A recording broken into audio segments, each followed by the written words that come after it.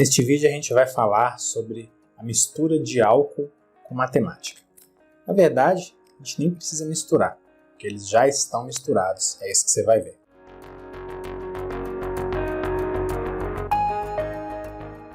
Olá, eu espero que esteja tudo bem com você. Aqui quem fala é o Guto. Seja bem-vinda, seja bem-vindo a mais um vídeo. Por que álcool e matemática são coisas que têm a ver? Será que é porque quando a gente estuda muita matemática, a gente fica tonto? Ou será que é porque a matemática é tão difícil que dá até vontade de encher a cara para ver se aquilo ali passa logo?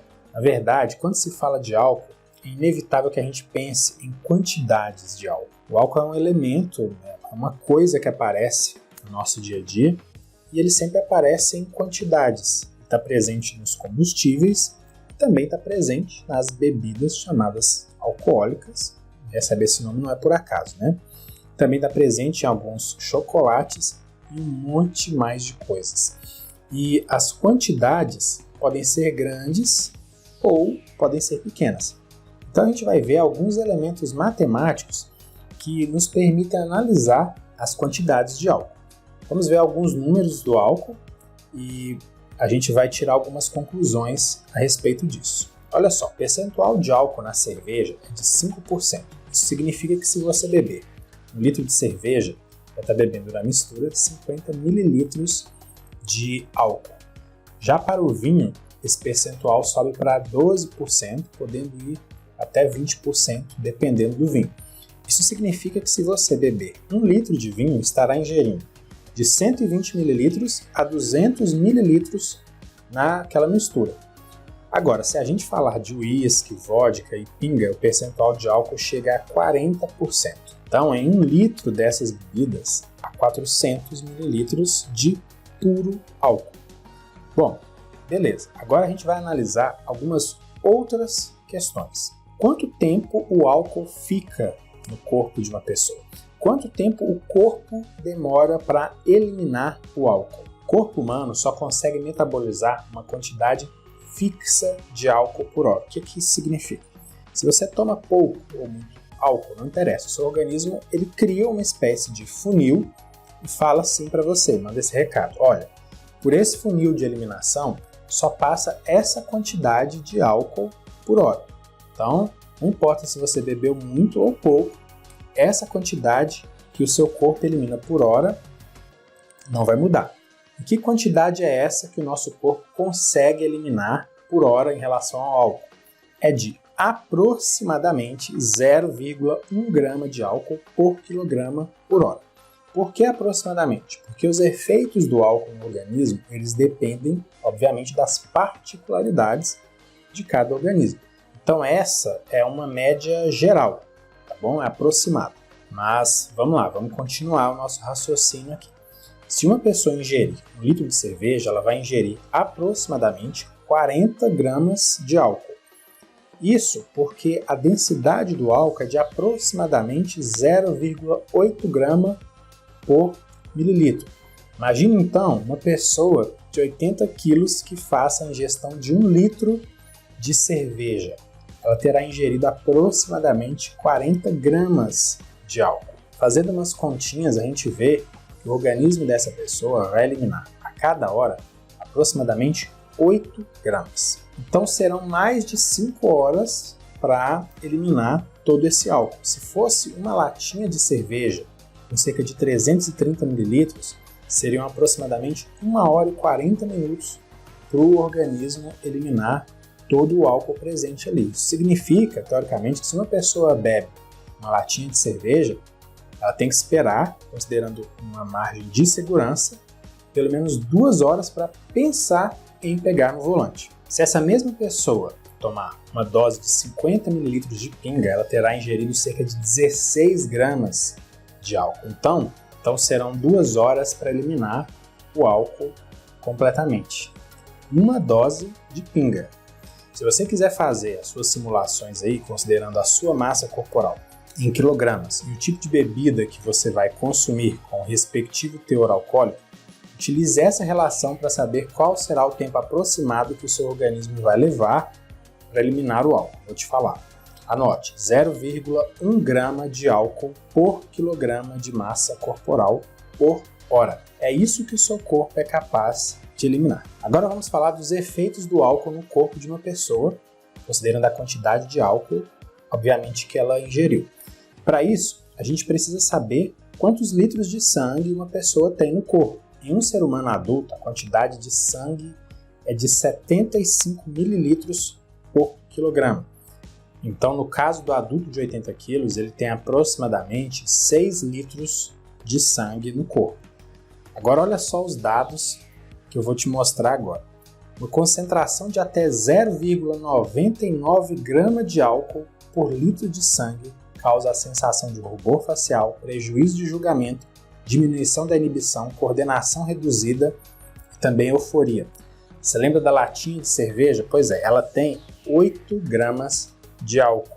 Então, em uma pessoa com 80 quilos, que tem 6 litros de sangue, o consumo de uma latinha de cerveja faz com que a concentração de álcool no sangue já seja maior do que 1 grama por litro.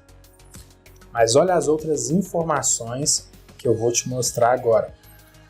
Doses entre 1 grama e 1,99 gramas de álcool por litro de sangue causam aumento do prejuízo do julgamento, humor instável, diminuição da atenção, diminuição dos reflexos e incoordenação motora. O consumo de 1 a 2 latinhas de cerveja já vai causar isso.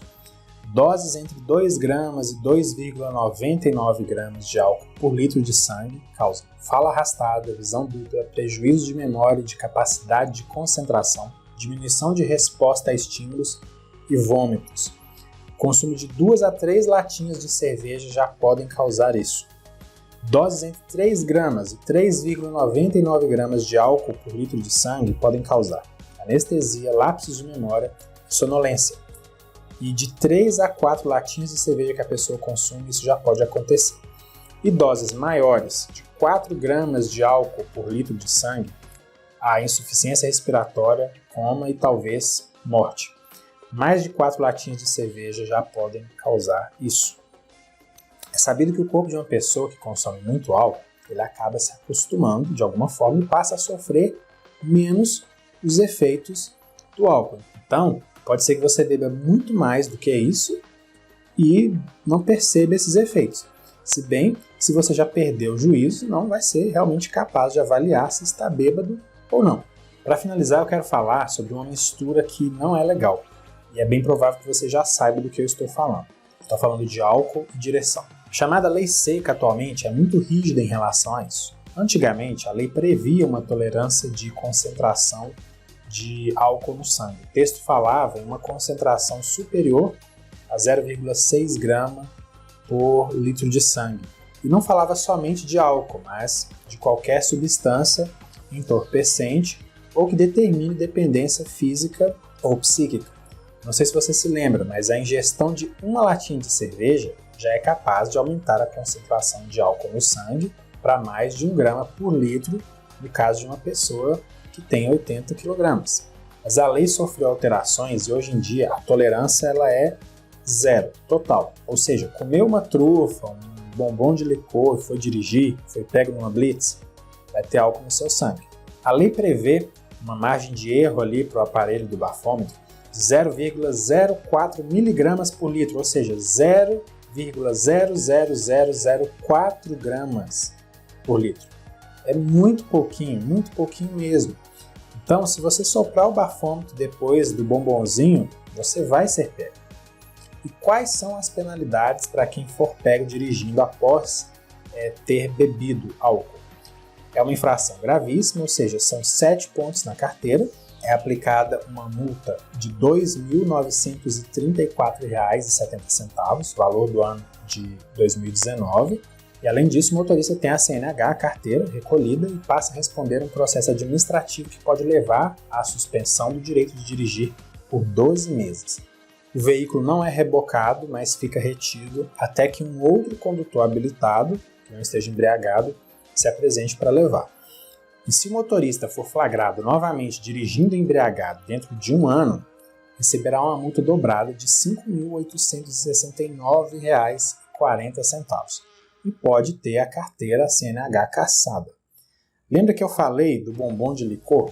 Pois é, pode ser que o teste do bafômetro revele a presença de álcool no seu sangue depois de você ter consumido, mas como a concentração de álcool no bombom é muito pequena, daí a 15 minutos é possível repetir o teste e provavelmente o bafômetro já vai mostrar a concentração zero de álcool no sangue, livrando a pessoa da multa. Mesma coisa pode acontecer se a pessoa escovar os dentes e utilizar um enxaguante bucal que tenha álcool na sua concentração. Mas se a pessoa se recusar a fazer o teste do bafômetro, o que vai acontecer? De acordo com a lei, ele sofre as mesmas sanções que o motorista alcoolizado, ou seja, tem uma multa caríssima de R$ 2.934,60, suspensão da carteira por 12 meses e retenção do veículo até chegar alguém habilitado e que não esteja embriagado para poder conduzir o veículo. Mas a lei diz que a autoridade policial pode constatar a embriaguez se houver alteração da capacidade psicomotora, ou seja, se a pessoa estiver cambaleante, sonolenta, com mau hálito, atitude confusa e desorientada, por exemplo. Então nem precisa fazer o teste do bafômetro, entendeu? Se a coisa ela estiver feia, a embriaguez vai ser detectada pelos sinais.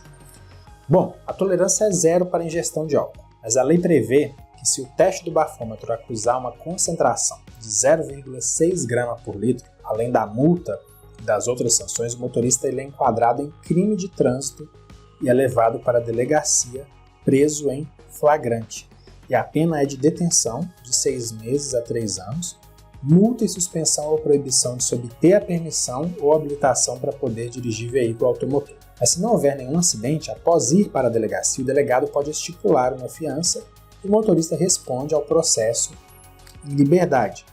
Mas se houver acidente com vítima e o motorista for pego em flagrante, ele é levado a uma delegacia e só um juiz pode estipular o valor de uma fiança, o que faz com que a liberação da pessoa não seja imediata. Se houver vítima fatal, a pena pode ser de 5 a 8 anos de prisão. E se houver vítima com lesão grave, mas não fatal, a punição prevista é uma prisão de 2 a 5 anos.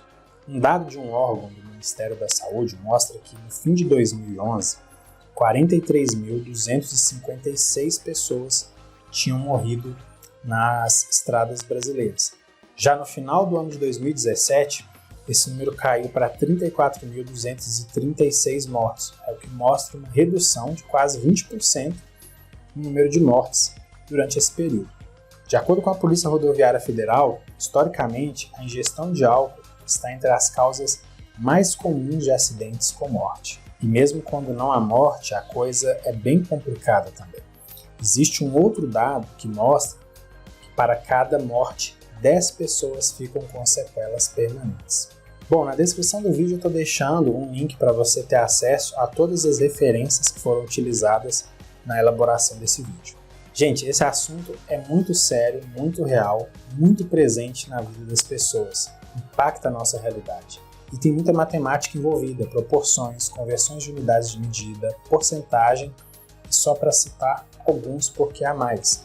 Assuntos que aparecem desde o ensino fundamental lá na escola, no conteúdo de matemática.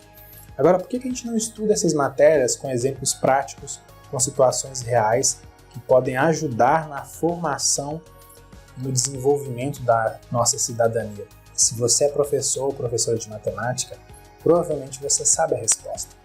E se você é estudante, eu te convido a levar essa pergunta para os seus professores. Para terminar, eu te faço uma pergunta. Até quando você vai insistir dizendo que a matemática não serve para nada? Eu fico por aqui, deixo com você um abraço, até a próxima, tchau, tchau.